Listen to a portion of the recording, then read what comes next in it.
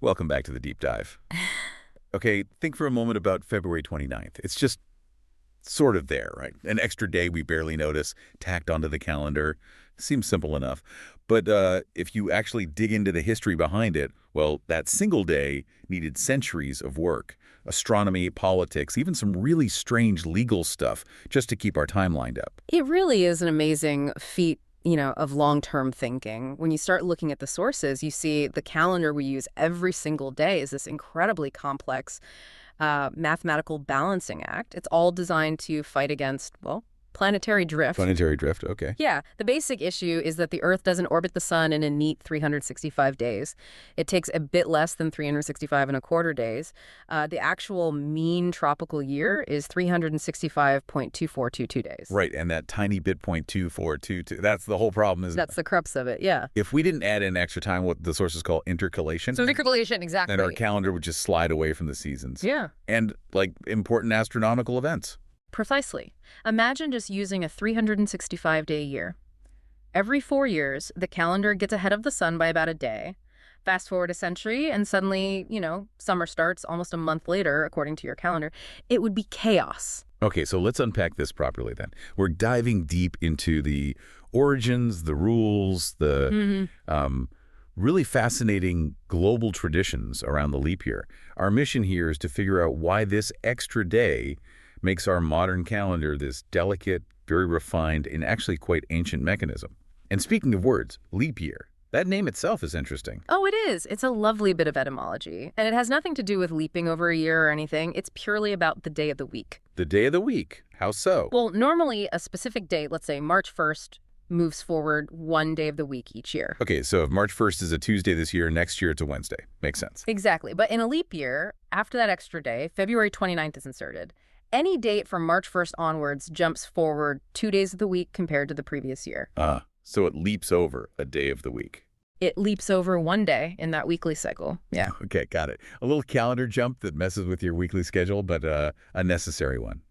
So let's start at the beginning, or at least the first big fix, the Julian calendar. Right. Before Julius Caesar, back around 45 BC, the Roman calendar was, well, frankly, it was a complete mess. It was this lunisolar system, and it was up to the Roman priests, the pontiffs, to decide when to stick in extra days, or sometimes even a whole extra month. Whole month, seriously? Yeah, a 27 or 28-day intercalary month. They called it the mensis intercalaris. That sounds less like careful timekeeping and more like political chaos. I read that sources suggested they used it to, like, extend terms for friends or cut short terms for enemies. Oh, absolutely. It was rife with political manipulation. So Caesar comes along and says, right, let's have a consistent solar calendar, introduced it on January 1st, 45 BC, and his rule was beautifully simple. Just add one extra day every 4 years. That's it. Making the average Julian year 365.25 days long. Nice and tidy. Exactly. Standardize things massively. And in doing so, he also kind of cemented a weird quirk, didn't he? February being the chosen month for the extra day. Yeah, February was already the shortest month. There was this Roman superstition, apparently, that even numbers were unlucky. Seriously, unlucky numbers determine month length. Seems so. All the other months got 29 or 31 days. February got stuck with 28. So when Caesar needed a place to put the leap day, short, unlucky February was the obvious candidate. He just left it as the shortest. Okay, so the Julian rule, 365.25 days. Sounds almost perfect. But you said earlier the real year is 365.2422 days. That difference? How bad was it? Well, 365.25 is slightly too long. It was an overcorrection by Caesar. The difference is about 11 and a quarter minutes per year. 11 and a quarter minutes. Doesn't sound like a catastrophe. Not year to year, no, but it accumulates. That tiny overage meant the Julian calendar drifted backwards against the actual seasons by about, 3 days every 400 years. 3 days every 4 centuries. Still maybe not world-ending, but the religious angle. If you need Easter linked to the March equinox, like the Catholic Church did. Then it becomes a massive problem. Yes. By the 16th century, the calendar was about 10 days out of sync with where the equinox should have been. Spring was starting, astronomically, 10 days before the calendar said it should. 10 days. Okay, that's significant. That's the driver for the next big fix then, the Gregorian calendar. That's exactly it. Pope Gregory III in 1582 commissioned a reform to fix Caesar's slight overcorrection. And this is where we get that extra layer of complexity. The famous exception to the every 4 years rule. the one everyone forgets. It's the one. The Gregorian rule is a year is a leap year if it's divisible by 4, unless it's also divisible by 100, but not divisible by 400. Okay, let me process that. Divisible by 4, yes, unless it's a century year, like 1700, 1800, 1900. Those are divisible by 100, so not leap years. Unless that century year is also divisible by 400, like 1600 or 2000, then it is a leap year again. You've got it. It's a clever mathematical tweak. So Pope Gregory was essentially saying, look, Caesar's rule adds too many leap days. We need to cut out 3 of them every 4 centuries to get back on track. Is that basically it? That's a perfect summary of what the rule achieves. It skips the leap day in 3 out of every 4 century years. And doing that gets the average calendar year lengths to, what was it, 365.2425 days? Exactly, 365.2425, which is incredibly close to the actual solar year of 365.2422 days.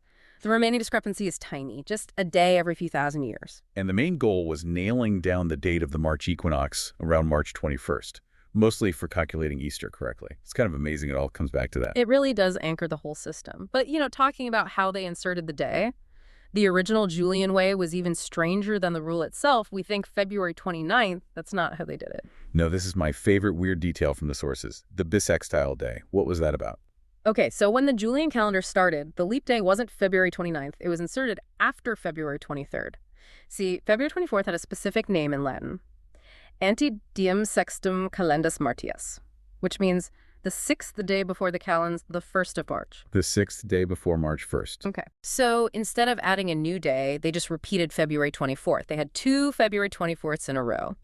The second one was called the Bissextum. The twice 6th day. They didn't add a day, they doubled an existing one. That's bizarre. It is bizarre. And it led to this crazy legal situation that lasted for centuries. In Rome and later in England, these 2 consecutive 24th days were legally considered one single day. The sources mention a statute from 1236 De Anno et di Bissextili under Henry III. Wait, a law from 1236 telling courts how to handle the double day? Yes. It literally instructed magistrates that for legal purposes, like when a contract ended, they had to treat the leap day and the day before it, the 2/24th, as if they were just one day. Imagine being a lawyer back then. Your rent is due ante diem sextum calendus martius, so which one? It shows the incredible hoops they jump through just to manage that tiny bit of orbital drift. It's wild. And that legal fiction, treating the double day as one, actually persisted in English law right up until the 18th century. So when did we finally switch to just calling it February 29th? It seems to have evolved through custom over time. People probably just found it easier to count the days sequentially. But it wasn't formally recognized in British law until the Calendar New Style Act of 1750, the same act that finally adopted the Gregorian calendar in Britain. And I bet that whole double day thing caused headaches for the church calendar, too. Oh, definitely. Take the feast day of St. Matthias. Normally, that's February 24th. But in a leap year, because the bissextum, the extra 24th, was inserted before the original one, they had to bump St. Matthias's feast day to February 25th. Just for leap years. Just for leap years. And some traditionalist Catholic groups who still use the older Roman Missal actually maintain that practice today, shifting St. Matthias in a leap year. Wow. Okay, let's shift from legal and liturgical complexities to something a bit lighter, the folk traditions. These are the fun bits that stick with you. The big one, of course, is women proposing marriage. Yes. The leap year proposal tradition, mostly documented in Ireland and Britain. The story often gets linked back to, supposedly, St. Bridget complaining to St. Patrick in the 5th century that women had to wait too long for proposals. But that story's a bit dodgy, isn't it? Like, probably not true. Highly dubious, yes. The tradition doesn't really show up in writing until the 19th century, but the legends around it are great fun. Like the supposed Scottish law from 1288. Right. Attributed to Queen Margaret, who was about 5 years old and living in Norway at the time, so unlikely. Hey, yeah, probably not her. But the law supposedly said if a man refused a woman's leap year proposal, he had to pay a fine. That was the claim. The fine was wonderfully specific. Yeah. A single rose, a kiss, £1 and a pair of leather gloves. Gloves? Why gloves? Apparently to hide the woman's hand, signifying she didn't have an engagement ring, though again, probably just folklore.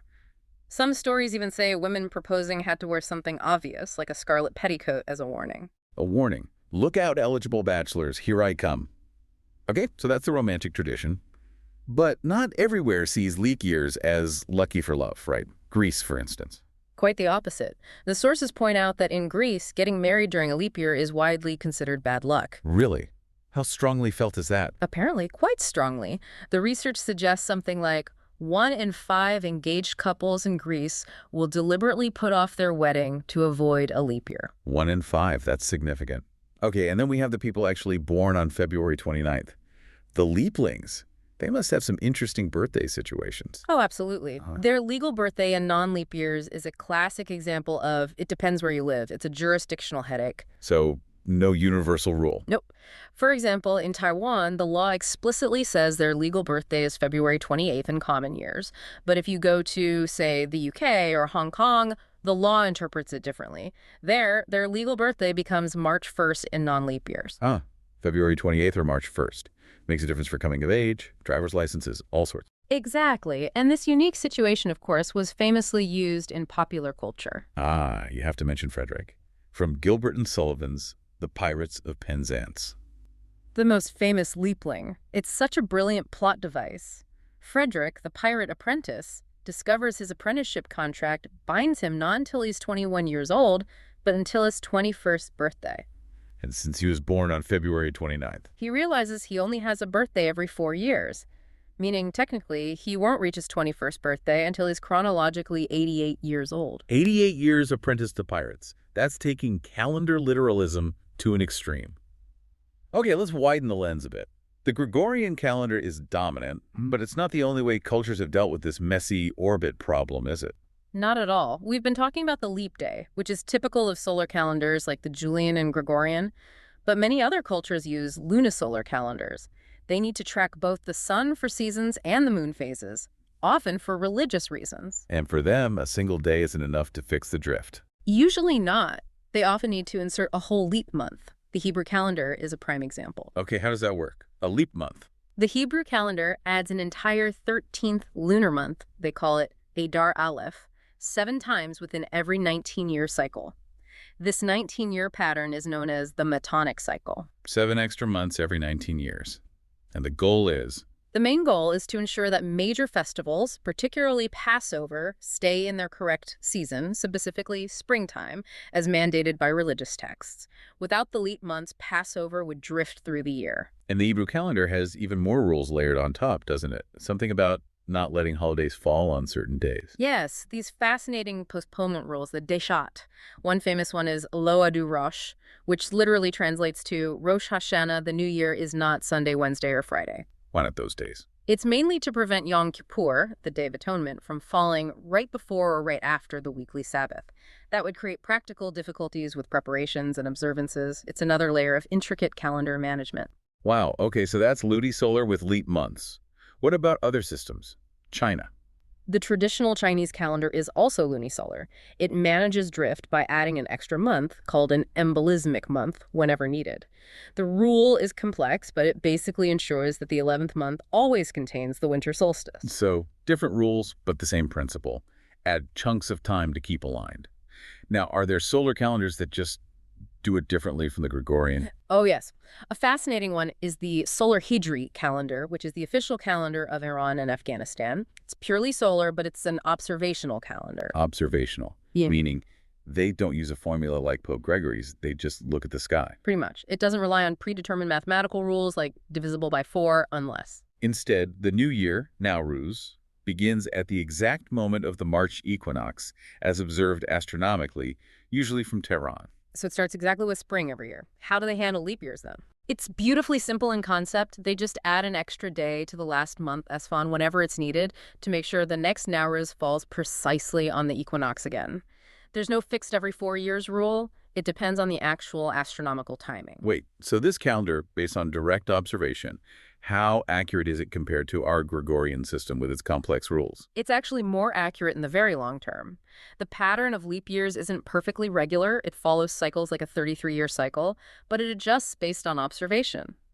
The result is a calendar that drifts by only about 1 day every, well, estimates vary, but some calculations suggest over 100,000 years. 1 day in over 100,000 years, compared to the Gregorian drift of about a day every 3,300 years. Exactly.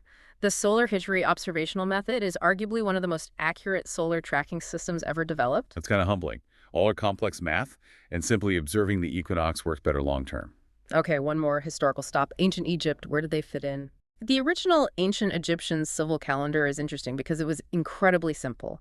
365 days, 12 months of 30 days each, plus 5 special festival days at the end. That's it. No leap day at all. No leap day, which meant, of course, it drifted steadily. By 1 day every 4 years relative to the seasons, and, crucially for them, the annual flooding of the Nile. So they must have noticed this drift, right? The seasons slowly marching through their calendar months. Oh, they absolutely noticed. We have evidence like the Canopus Decree from 238 BC during the Ptolemaic dynasty. It actually proposed adding a 6th extra day every 4 years, basically, a leap day to stabilize the calendar. 238 BC. They figured it out that early. They did. The concept was there. But it seems the reform wasn't widely accepted or consistently applied by the Egyptian priests or rulers at the time. So the idea existed, but the political or religious will wasn't there. Apparently not. It wasn't until Roman rule, when Egypt adopted the Alexandrian calendar, which followed the Julian every 4 years rule, that the leap day became standard practice there. It shows knowing the solution isn't always enough. You need the system to implement it. Okay, so we started with this seemingly simple quirk, February 29th, and we've ended up weaving through Roman politics, papal decrees, unlucky Greek weddings, medieval legal fictions, observational astronomy in Iran. It's quite a journey. What strikes me is how this thing we barely think about, the calendar on our wall, is the result of this relentless, centuries-long effort to pin down time against a slightly messy universe, all for that tiny fraction of a day. That persistence really is remarkable, isn't it? It speaks volumes about our human need for order and predictability, trying to synchronize our lives with the cosmos. But, we've spent all this time talking about the leap day, which, as we've established, corrects the calendar against Earth's orbit around the sun. There's another layer, though. Even the length of a single day isn't perfectly constant. Ah, right. You mean the Earth's rotation itself isn't perfectly steady? Exactly. The Earth's spin fluctuates unpredictably. Tiny variations caused by things like tidal friction from the moon, movements in the Earth's core, large weather systems, melting ice caps. It all subtly changes the length of the mean solar day. So our clocks, based on super stable atomic time, could potentially drift away from time as defined by the Earth's actual rotation. Precisely, and that drift requires a completely different kind of correction. Not the leap day, but the irregular insertion of the leap second. The leap second, I've heard of that. They just stick an extra second into Coordinated Universal Time, UTC, occasionally. That's essentially it. Unlike the leap day, which follows predictable rules, the leap second is added only when the accumulated difference between atomic time, UTC, and astronomical time, based on Earth's rotation, called UT1, approaches 0.9 seconds. It's reactive, not predictive, because the Earth's spin changes are not predictable long-term. So the leap day fixes our calendar relative to the sun's position. The leap second fixes our clocks relative to the Earth's wobbly spin. That's the fundamental difference. It's this ongoing, two-pronged effort to keep our human timekeeping systems tethered to astronomical reality. Think about that. Even time itself, at the level of seconds, needs these constant, slightly unpredictable adjustments by international agreement. Something else for you to perhaps mull over or explore on your own?